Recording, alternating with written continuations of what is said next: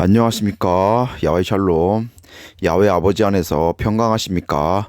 오늘은 야훼 아버지가 알려준 재림에 대해서 말하고자 합니다. 재림을 언급하기에 앞서 재림과 하나의 연결고리인 윤회, 환생에 대해서 잠깐 언급하겠습니다.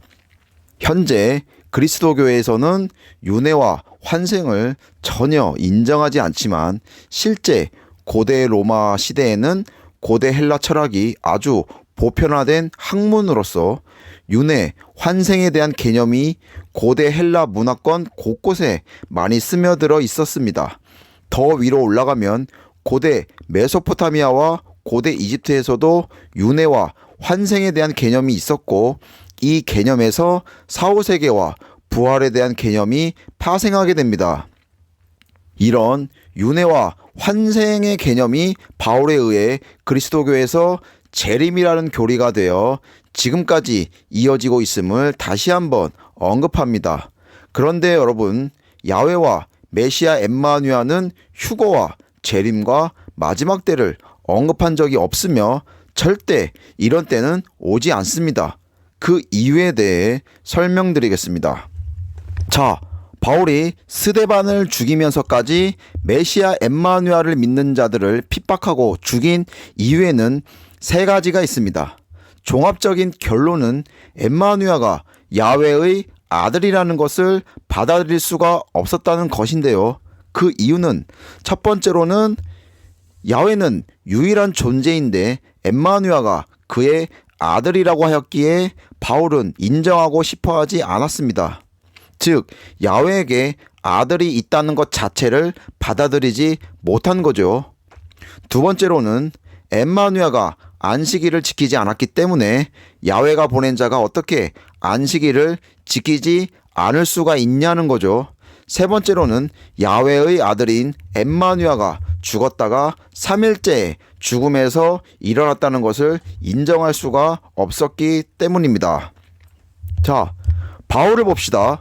바울이 엠마누아를 받아들이고 난 후 약 3년이라는 긴 시간 동안 많은 것을 고민하게 됩니다.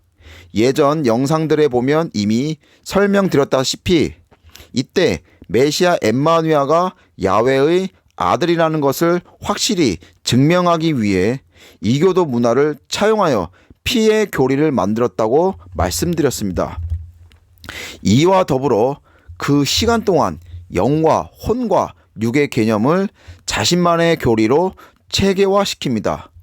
고대 헬라 철학에는 이미 사람의 영과 혼과 육에 대한 개념이 짙었는데 고대 당시에는 사람에게만 영과 혼과 육이 있다고 여겼고 신은 그저 존재에 대한 개념만 있었습니다.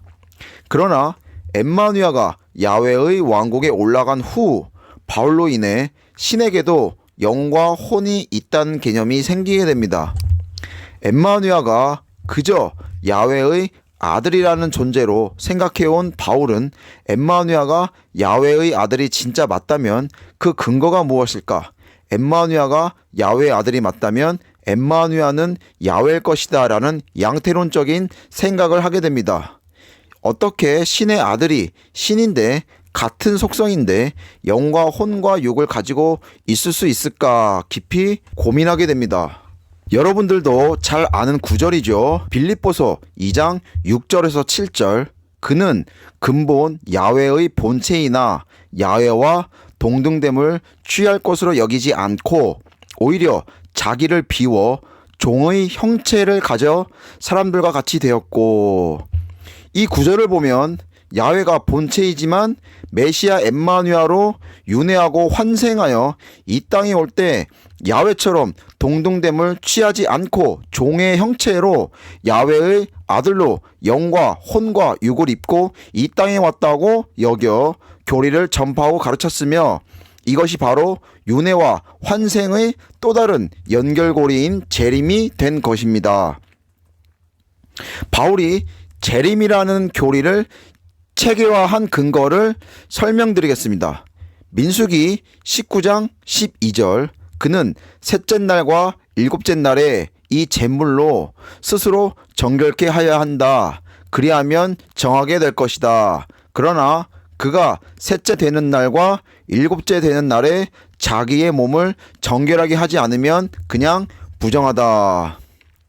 바울은 이 성경 구절을 이용하여 구약에 나오는 야훼가 메시아 엠마누아의 형상으로 셋째 날이 된 때에 초림하여 이 땅에 와서 사랑을 보여 그를 믿는 자들을 그의 피로 정결케 하고 죄를 사하여 구원하였다고 하였고, 또 앞으로 7일째가 되는 때, 즉 마지막 날에 야훼가 메시아 엠마누아의 형상으로 윤회하여 다시 이 땅에 와서 진노를 퍼붓고 심판하여 셋째 날에 엠마누아를 믿고 정결함을 받았던 사람들은 야훼의 왕국에 들어가고, 남은 자들은 진노와 심판을 피할 수 없다는 재림교리를 만들게 됩니다. 그리고 신약 혹은 구약에서 비슷한 기적과 이적을 나타낸 대언자들끼리 묶어서 윤회와 환생하였다고 매칭시켰습니다. 대표적으로 꿈 해몽자 요셉과 다니엘, 기적을 나타낸 엘리야와 엘리사 등을 예로 들 수 있습니다. 또 로마서 5장 12절에서 15절 중에도 나오지만 고린도전서 15장 21절 내용을 보겠습니다. 한 사람으로 말미암아 죽음이 들어왔으니 또 한 사람으로 말미암아 죽은 사람의 부활도 옵니다. 아담 안에서 모든 사람이 죽는 것 같이 그리스도 안에서 모든 사람이 살아나게 될 것이다. 여기서 말하는 아담, 그리고 메시아 엠마누아를 매칭시킨 것 또한 윤회와 환생의 한 개념입니다. 처음에 죽음을 가져온 자가 그대로 윤회, 환생하여 이제는 죽음이 아닌 생명을 가지고 온다는 개념을 바울이 매칭시킨 것이죠. 여러분, 바울은 야훼와 메시아 엠마누아를 각각 위격이 있는 존재로 하나로 본 자가 아닙니다. 지금 논란이 되고 있는 양태론적 사상을 제일 처음 만들어낸 인물입니다. 그리고 고대 헬라 철학에서 말하는 윤회와 환생의 개념 또한 아주 짙었던 인물입니다. 그가 메시아 엠마누아를 믿음의 대상인 신으로 강조하기 위해서 이교도 문화를 차용하였다는 것만 보아도 이 내용이 이해될 것으로 생각합니다. 마가복음 13장 32절에 그러나 그날과 그때는 아무도 모른다. 하늘의 천사들도 모르고 아들도 모르고 오직 아버지만 아신다. 이 구절은 어디서 나온 걸까요? 원래 엠마누아를 따르던 형제들과 자매들과 그 형제들과 자매들을 따르던 자들은 재림에 대해서 전하고 가르친 적이 없습니다. 자주 언급하였지만 2세기에서 3세기경 성경에 손을 대면서 마지막 때에 대한 내용, 다시 올 것에 대한 내용이 추가 편집되게 됩니다. 원래 엠마누아를 따르던 많은 형제들과 자매들은 바울의 교리를 받아들이지는 않았지만 재림만큼은 구약을 들이밀면서 설득시켰기 때문에 시간이 흘러 나중에는 엠마누아를 따르던 형제들과 자매들이 재림에 대해 생각을 열고 받아들이게 됩니다. 그러니 그 후대에 이들을 따르던 자들 또한 재림 교리가 스며든 것은 자연스러운 일이었겠죠. 사실 바울이 여러 교리를 엠마누아를 따르던 형제들과 자매들에게 전할 때 정말 많은 다툼이 있었고, 또 바울이 다른 형제들과 자매들보다 더 많은 핍박을 받았다는 이유가 이런 양태론적 사상 때문에 더 그러했습니다. 여러분, 마지막 때와 재림은 없습니다. 당연히 휴거도 없습니다. 이런 종말론을 강조하며 순교적 믿음을 강조하고 세상 것을 등지게 하며 삶을 피폐하게 만드는 목사와 교회에 가스라이팅 당하지 마시고 자신의 신앙을 점검하고 인생을 허비하지 마시고 그런 것은 빨리 떠나십시오. 지금 이 순간에도 야훼 아버지와 메시아 엠마누아가 우리와 항상 함께하고 있으며 하나라는 것을 받아들이고 야훼의 아들들과 딸들이라는 정체성을 가지고 야훼의 마음으로 야훼의 사랑을 드러내며 살아가는 자가 되시기를 소망합니다. 야훼의 왕국을 소망하며 사는 안식과 평가를 누리는 삶을 사시기를 소망합니다. 그리고 한 가지 더 말씀드리겠습니다.